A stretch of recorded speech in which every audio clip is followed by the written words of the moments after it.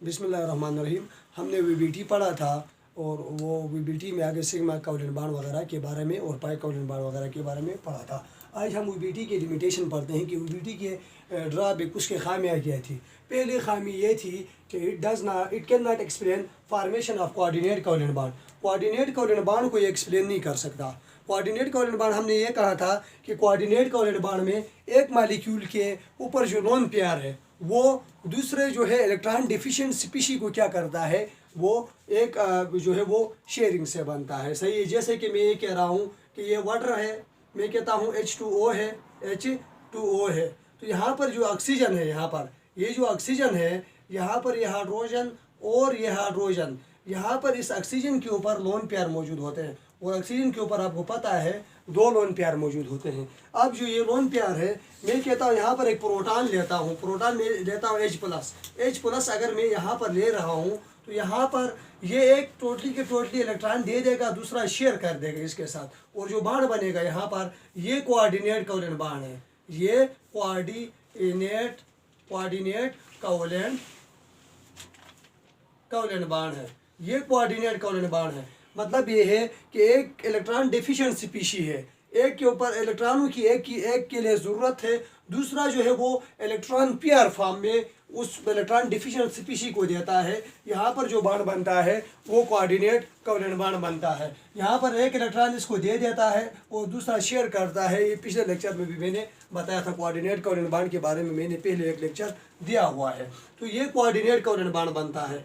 सही है। तो वीबीटी ने ये एक्सप्लेन नहीं कर सका है कि कोऑर्डिनेट कौलन बांड कैसे बनता है। बांड फॉर्मेशन, कौलन बांड फॉर्मेशन को तो बताया है उसने, सही है, किसी मॉलिक्यूल के अंदर, लेकिन उसने ये एक्सप्लेन नहीं कर सका है कि कोऑर्डिनेट कौलन बांड कैसे बनता है। पहले ये इसका ड्रॉबैक है। दूसरा ड्रॉबैक क्या है, VBT does not explain magnetic behaviour of molecule में जैसे कि मैं कहता हूँ ऑक्सीजन है, ऑक्सीजन के जो मैग्नेटिक बिहेवियर को ये एक्सप्लेन नहीं कर सकती।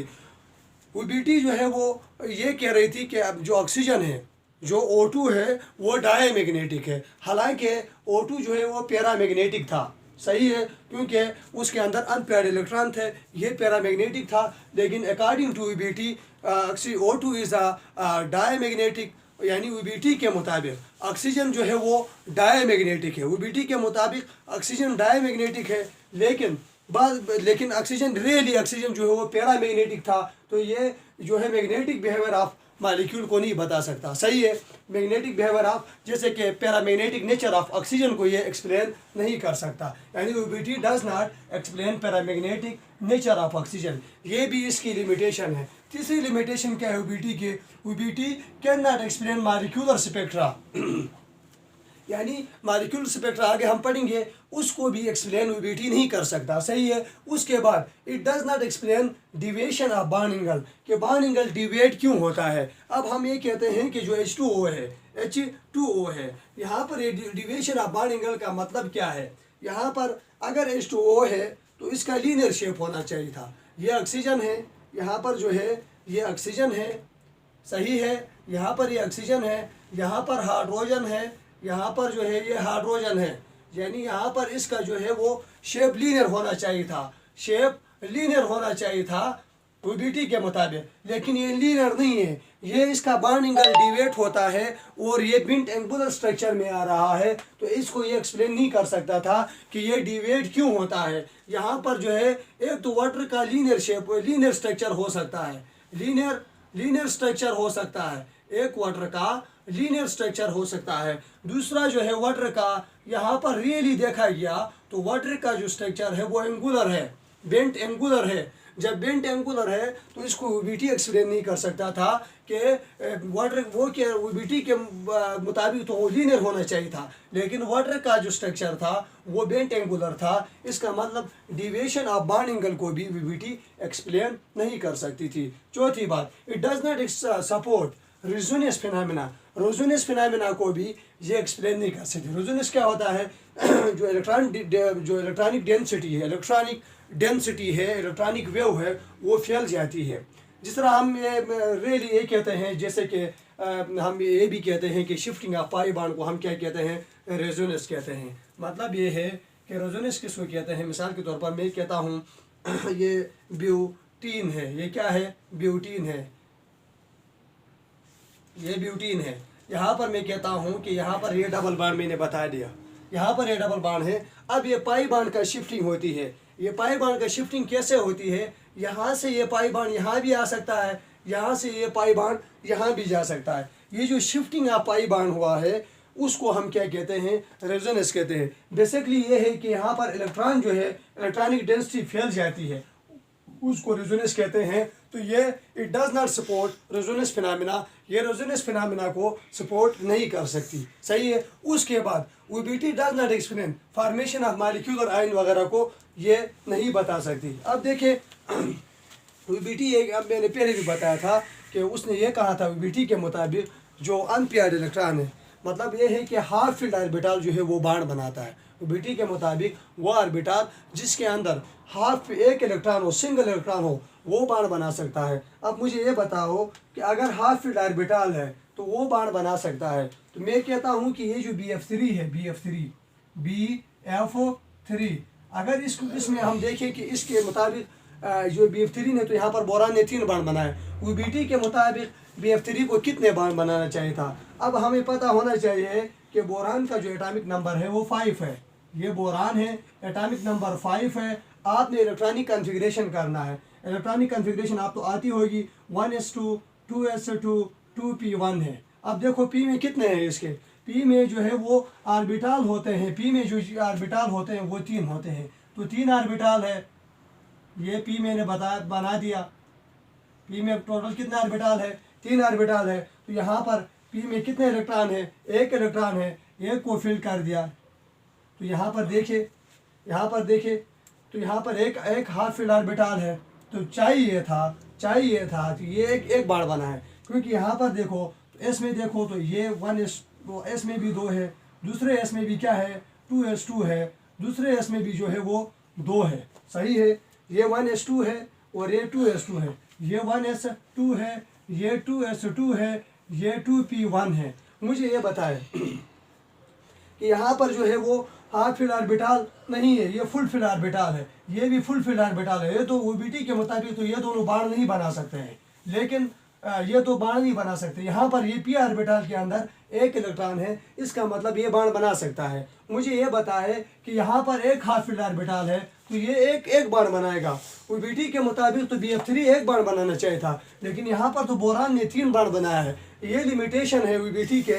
इस मालिक्यूल को ये एक्सप्लेन नहीं कर सकता वीबीटी, सही है, क्योंकि वीबीटी के मुताबिक ये इसने एक बाण बनाना चाहिए था, लेकिन यहाँ पर देखे तो इसने 3 बाण बनाया है, क्योंकि वीबीटी के मुताबिक एक सिंगल इलेक्ट्रॉन ऑर्बिटल के अंदर वो बाण बना सकता है। अब दूसरा वीबीटी जो है कौन सा है जिसको एक्सप्लेन नहीं कर सकता, तो मैं कह सकता हूँ यहाँ पर वीबीटी जो है वो मैं कह सकता हूँ यहाँ पर H+ आयन को एक्सप्लेन नहीं कर सकता, H2+ को एक्सप्लेन नहीं कर सकता। ये किस तरह बनता है इसको वीबीटी नहीं बता सकता। CH4+ को ये एक्सप्लेन नहीं कर सकता, CH3+ यानी CH4+ को ये एक्सप्लेन नहीं कर सकता। यानी जितने भी जो मॉलिक्यूलर आयन है उनको एक्सप्लेन ये नहीं कर सकता है, सही है। दूसरी ये बात याद रखना, CH4 की जो फार्मेशन है, फार्मेशन ऑफ CH4 को भी वीबीटी नहीं बता सकता। किस तरह, अब देखते हैं वीबीटी क्यों नहीं बता सकता। अब देखो तो कार्बन जो है यहाँ पर, तो कार्बन ने CH4 जो मीथेन है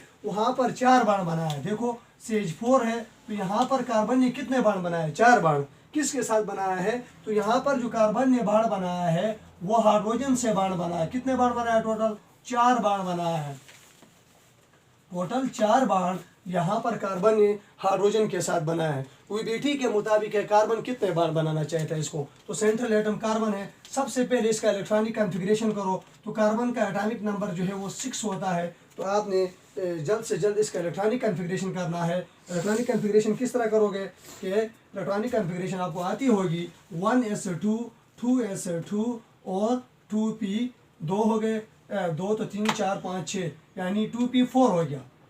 p में कितने आ गए, 4 आ गए, सही है। अब देखो तो यहाँ पर आपने इलेक्ट्रॉनिक कॉन्फ़िगरेशन किया है, तो s वाले ऑर्बिटल को मैं लिखता हूँ सबशेल जो इसके अंदर जो ऑर्बिटल है, सही है। तो 1s2 है तो यहाँ पर 2 लिख लिया, ये 1s2 आ गया। फिर दूसरे ऑर्बिटल को मैं लिखता हूँ 2s2 है, यहाँ पर भी 2 ऑर्बिटल है, यानी इसके अंदर भी 2 इलेक्ट्रॉन है। अब P में कितने हैं 2p, में कितने हैं 4 है, तो मैं P में 4 लिखता हूँ।